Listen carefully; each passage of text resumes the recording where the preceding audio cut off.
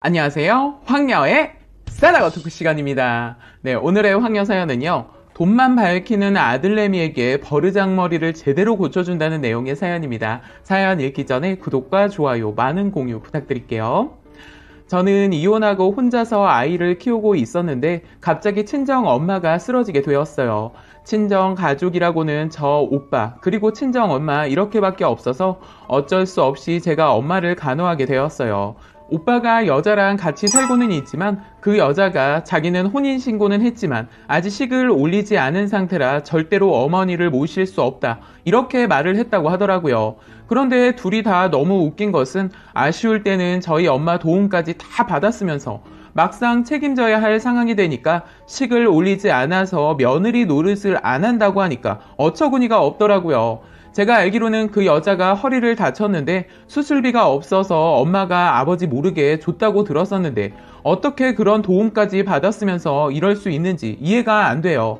그런데 더 이해할 수 없는 것은 엄마예요. 엄마는 그런 며느리인데도 좋은지 병간호 안 해줘도 되니까 둘만 잘 살면 된다고 되려 오빠랑 살아주는 것만 해도 고마운 일이라고 하면서 저한테만 의지를 하는 거예요. 이러시니까 예전에 엄마한테 서운했던 일이 자꾸만 생각나는 겁니다. 엄마한테 정말 서운했던 일이 있었어요. 제가 집을 계약하려고 하는데 돈이 조금 모자라더라고요. 그래서 부탁을 했는데 없다고 딱 자르시더라고요. 그런데 오빠에겐 제가 부탁한 금액보다 더 줬더군요. 그때 일만 생각하면 엄마 병간 오고 뭐고 안 해드리고 싶은데 그래도 부모인지라 그리고 제가 안 하면 할 사람이 없어서 선택의 여지가 없기도 했어요. 그래도 너무 화가 나서 오빠한테도 따지고 들었어요. 오빠는 그렇게 도움을 받을 때는 언제고 이럴 때는 쏙 빠져나가는 거야? 그럼 못한다고 하는데 어떡하냐? 아니 병원에 있을 때만이라도 돌봐드릴 수 있잖아. 싫다고 하는 걸 어떡하라고. 그리고 네 새언니 말도 많은 것 같아서 그러라고 했어. 누가 새언니야? 도움 받을 땐 새언니고 도움 필요할 때는 남보다 못하면서 어디 새언니래. 그리고 그럴 수 있다고? 진짜 세상 편하게 산다. 나도 마음 안 좋아. 너만 착한 척 하지 마. 그래? 그럼 오빠가 해. 나도 지금 애 어려서 병원에 데리고 가서 엄마 병간하기 힘들어. 애 없는 오빠가 하면 되겠네. 하고 엄마를 부탁했더니 남자가 어떻게 엄마 병간호를 하냐? 불편해서 못해. 하고 거절을 하더군요. 둘 다 똑같아서 저렇게 같이 사는가 보다 했습니다. 여하튼 제가 해야 하는 상황인데 아이 때문에 힘들어서 간병인을 두고 엄마를 병원에 모시려 했는데 친정 엄마가 돈이 없는 것도 아니면서 싫다고 돈 낭비라고 난리를 치는 겁니다. 워낙 당신한테 쓰는 돈은 아까워서 벌벌 떠는 분이거든요. 그런데 정말 서운한 것은 제가 힘든 것은 안중에도 없는 것 같더라고요. 결국 간병인을 못 쓰게 해서 할 수 없이 엄마를 저희 집으로 모시고 왔어요. 짐승 같지도 않은 것들 꼴보기 싫어서 병원에 있는 엄마 저희 집에 모셔오면서 연락도 안 했어요. 그런데 뜬금없이 오빠가 전화해서 저한테 그러더군요. 너 혹시 엄마 재산 탐나서 니네 집으로 모시고 갔냐? 무슨 말이야? 너 지금 행동이 그렇잖아. 병원에 있어도 되는데 굳이 너희 집으로 모셔간 거 보면 다른 생각이 있어서 그런 거 아닌가 싶어서. 오빠 지금 그걸 말이라고 해? 오빠는 엄마가 걱정 안 되고 내가 재산 다 가질까봐 겁나는 거야? 아니라고는 말 못하겠다. 엄마가 지금까지 움켜쥐고 안 놓은 거 상당히 많이 있다는 거 너도 잘 알잖아. 몰라서 묻는 건 아니지? 난 맹세하는데 그런 거 생각 안 하고 엄마 모셔왔어. 제발 가족끼리 그러지 좀 마. 돈이 뭐라고. 오빠 아버지 살아계실 때 엄마 아버지 모르게 많이 해줬잖아. 그렇게 많이 받았으면서도 또 욕심이 생기는 거야? 난 그래. 넌 안 그러냐? 너 싫으면 다 나 주던가. 구제불능이구나. 어떻게 예전이나 지금이나 변한 게 없냐? 사업한다고 그렇게 가져갔으면 염치라도 있어라. 아버지 엄마 살아계실 동안 쓰러지고 남겨둔 건데 그걸 또 눈독 들이는 거야? 아직 엄마 살아계시는데? 난 내 삶이 먼저야. 진짜 답 없다. 이런 오빠를 엄마는 걱정이 태산이던데. 엄마 자식 농사 잘못 지었네. 야, 너는 잘났냐? 이혼한 주제에 누구를 훈계하는 거야? 그래, 나도 이혼한 주제라 훈계할 처지는 안 되지만 오빠처럼 쓰레기는 아니니까 나한테 그딴 식으로 말하지 마. 그리고 이혼해도 다 급이 있어. 난 내가 잘못한 게 아니고 그놈이 잘못해서 그만한 거니까 두 번 다시 이혼에 대해서 말하지 마. 그래, 잘났다. 그렇게 잘나서 남편이 바람피었냐? 자꾸 이러면 오빠 후회하게 만든다?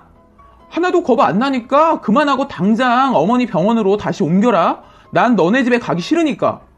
엄마가 싫다고 하셨어. 그냥 우리 집에 계신다고 했으니까 그렇게 알아. 하고 전화를 끊어버렸어요. 오빠랑은 예전에 돈 문제로 원수로 지내고 있는데 안 본 지도 벌써 3년이 되어가는 것 같아요. 오빠는 예전부터 진짜 속 엄청 썩이고 해서 아버지가 한 번은 죽이시려고도 했어요. 오빠가 시도 때도 없이 사고 칠 때마다 아버지는 술로 화를 풀었는데 어느 날 일하시다가 쓰러졌다고 하더군요. 바로 병원으로 찾았는데 뜻밖의 간경화 말기 판정을 받았어요. 그런데 오빠는 아버지의 상황을 알면서도 또 사고를 쳐서 아버지가 아픈 몸을 이끌고 가셔서 해결해주고 했어요. 학창 시절에도 학교에 아버지가 많이 불러다니셨어요. 그럼 모든 것이 쌓여서 병이 되셨던 것 같아요. 저와 엄마는 뜻밖의 소식을 듣고 많이 힘들어 했었는데 오빠는 그 이후로도 계속 사고를 치더군요. 아버지는 당신이 얼마 남지 않은 것을 알고 계셨는지 저보고 결혼을 서둘러 하라고 하더군요. 그나마 손이라도 잡아주고 싶다고 하셔서 신랑과 조금 서둘러 결혼을 하게 되었습니다. 저와 아버지 눈물을 너무 흘려서 신부 입장할 때 행진을 제대로 할 수 없을 정도였습니다. 그렇게 결혼식장은 눈물바다가 되었는데 참 지금 생각해도 마음이 아프네요. 그렇게 결혼했으니까 잘 살아야 했는데 아버지께 죄송하네요. 그때도 오빠가 사고를 쳤는데 제가 결혼하기 위해 벌어놓은 돈과 제 결혼식을 위해 아버지가 마련해 놓은 돈 다 가지고 집을 나간 겁니다. 할 수 없이 급하게 아버지가 아주 작지만 겨우 돈을 마련하여 준비해 주셔서 시댁의 눈치를 보면서 결혼을 하게 되었어요. 돈이 부족해서 혼수도 제대로 하지 못해서 그때만 해도 시어머니한테 시집살이 겁나 받았었어요. 그때 일만 생각하면 오빠를 가만두고 싶지 않습니다. 그때 일로 면목이 없어서 저희 집에 오지도 못하는 거예요. 저도 마찬가지로 보고 싶지도 않고 보면 가만두지 않을 것 같았어요. 그런데 엄마는 이런 오빠 끝까지 기다리고 용서해 주더군요. 이래서 오빠가 끊임없이 사고를 치고 다니는 것은 아닌가 싶네요. 아버지 목숨과도 같은 보험비에도 욕심을 내서 엄마가 저 모르게 다 줬다고 하더군요. 그거 다 탕진했는데 또 엄마 돈에 욕심을 내는 겁니다. 아버지가 땅을 가지고 있었는데 돌아가시기 전에 땅값이 오르게 돼서 꽤 많은 유산을 남기고 가셨어요. 그걸 알고 그것만 바라보고 일을 안 하고 욕심을 내고 있는 거예요. 걸핏하면 찾아와서 돈 달라고 했다고 하더군요. 엄마가 아프셔서 그런지 다른 때와 다르게 묻지도 않은 얘기도 해주면서 저에게 자꾸 말을 걸더라고요. 엄마는 늘 오빠 바라기여서 저는 항상 아빠가 챙겨주셨거든요. 그래서 이번에도 별 생각 없이 병간호하면 서로 보고 살지 말자 생각하고 간호를 해드렸는데 엄마가 시간이 가면 갈수록 오빠랑 며느리의 행동을 보고 이번에는 많은 것을 느끼신 것 같더라고요. 그 며느리라는 여자를 엄마가 두둔했던 것은 어쨌든 능력도 없는 오빠 믿고 같이 살아주고 있는 것만으로도 고마워서 그것도 며느리라고 처음에는 감쌌는데 큰일을 닥치고 나서 그런지 처음에 그렇게 며느리 감싸고 돌고 오빠 걱정하시던 분이 엄마가 정신이 번쩍 들었는지 엄마가 달라졌어요. 그래서 이참에 오빠에게 복수하고 엄마 나중에라도 후회하지 않도록 술을 써야겠다는 생각에 엄마를 설득을 했어요. 엄마, 이참에 오빠 정신 좀 차리게 이번에는 절대 돈 주지 말어. 그리고 연락 와도 받지 말고 그 돈 나한테 투자해. 내가 가진다는 게 아니고 오빠가 손대지 못하게 술을 써놔야 할 것 같아. 너네 오빠가 가만히 있을까 모르겠다. 성질이 보통이어야지. 연락 오면 우선 당분간 받지 마. 그리고 제일 먼저 우리 집 이사를 합시다. 큰 돈을 묶어 놓을 수 있는 좋은 기회니까 그렇게 하자. 그리고 오빠 우리 집 모르니까 이참에 이사해도 내가 어디서 살았는지 모르잖아. 그리고 돈을 조금씩 이것저것 해놓고 없다고 잡아떼는 수밖에 없어. 엄마 마음 아프다고 자꾸 돈 대주면 오빠 죽을 때까지 오빠 뒷바라지만 하다가 가실 것 같아. 이젠 오빠 그만 놓아주고 혼자서 살아가도록 도움을 그만 줘야 해. 어쩌면 엄마가 조금이라도 자꾸 도와주니까 의지가 돼서 혼자 일어서는 방법을 모르고 있는지도 몰라. 지금 살고 있는 그 여자도 어쩌면 오빠 돈 없고 하면 바로 떠날지도 몰라. 오빠가 번번한 직장도 없고 한데 어느 골빈 여자가 같이 계속 살겠어. 돈이라도 있으니까 같이 붙어 살고 있는 거지. 끼리끼리 만난다고 둘이 똑같아. 밑 빠진 독에 물 그만 붓고 이참에 진짜 엄마 살 길 마련하는 게 좋을 것 같아. 내가 옆에서 지켜볼 때 엄청 답답해. 솔직히 이번에 엄마 병간호하고 엄마 안 보려고 했는데 엄마가 이렇게 먼저 변하니까 고맙네. 이렇게 하는 게 오빠 정신 차리게 하는 거니까 마음 단단히 먹어. 그럼 조금이라도 줄까? 엄마의 그 조금이 오늘까지 온 거라고. 이번에 딱 잘라. 만약에 조금 주면 더 달라고 할 거야. 안 봐도 뻔해. 그런데 그냥 넘어가지는 않을 거야. 단단히 마음 먹어야 정신 차리게 할 수 있어. 엄마가 무너지면 재산 다 없어지고도 등골 빼먹을 거야.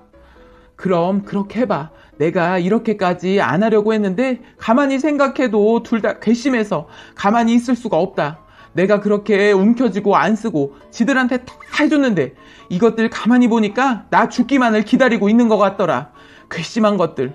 응? 내가 왜 그렇게 살았는지 후회스럽다 하시는데 저는 엄마가 이렇게 나오니까 조금 놀랍더라고요. 제가 생각했던 것보다 더 강하게 나오시니까 다행이다 싶기도 하지만 너무 많이 변하시니까 걱정도 되었지만 잘 됐다 싶기도 하더군요. 만약 엄마가 이렇게라도 안 하셨으면 저는 오빠 때문에 아무것도 받지 못했을 텐데 엄마가 변하신 게 다행이기도 했어요. 그래서 저는 서둘러 일사천리로 이사를 하고 엄마 앞으로 적금 더 들어놓고 했어요. 엄마가 웬일로 제 몫으로 큰 돈도 주셨어요. 애 키울 때 돈 많이 들어간다고 학교 갈 때 쓰라고 주셨는데 너무 감사하더라고요. 그래서 저는 엄마를 모시려고 했는데 엄마가 싫다고 하시더군요. 괜히 엄마가 저랑 살게 되면 오빠가 오해해서 저까지 힘들어진다고 엄마가 집으로 가겠다고 하더군요. 엄마는 몸이 회복되자마자 저희 집에서 나가셨습니다. 그리고 자주 엄마랑 통화를 하는데 오늘도 오빠가 다녀갔다고 하네요. 엄마 집과 돈을 오빠가 어떻게 할 수 없게 만들어놔서 이러지도 저러지도 못하니까 엄마 집에 찾아와서 엄마를 힘들게 하고 갔더라고요. 그래서 엄마가 이번에는 오빠한테 조건을 걸었다고 해요. 둘 다 직장 생활한 거 월급 명세서 3개월치 가지고 오면 하고 싶은 일 하는데 도움을 주겠다고 했더니 오빠는 알겠다고 했는데 그 여자는 싫다고 안 한다고 우겨서 둘이 싸우다 이혼을 한 해 만에 하고 있다고 들었어요. 어쨌든 그 여자 때문에 3개월을 지키지 못해서 아직 유산을 못 받고 있었는데 오빠가 엄마의 달라진 모습에 더 이상 개의치 않고 그 여자랑은 결국 이혼까지 하고 직장은 3개월을 넘게 다니고 있다고 하더라고요. 가만히 보면 오빠 주변에 여자만 없었으면 큰 사고는 일어나지 않는 것 같아요. 다행히 이번엔 들어간 직장이 괜찮았는지 오랫동안 다니고 있는 거 보면 기특하더군요. 이혼은 했지만 처음으로 안정적인 직장을 잘 다니고 있고 드디어 30 중반이 넘어 이제서야 정신을 차렸습니다. 드디어 엄마가 오빠 때문에 행복이라는 것을 느끼며 살고 있습니다. 제발 오빠가 변하지 않기를 바랄 뿐입니다. 라고 사연 올려주셨습니다. 오늘의 사연 여기까지였고요. 많은 공유와 여러분들의 생각이나 느낀 점이 있다면 댓글로 표현해 보시기 바랍니다.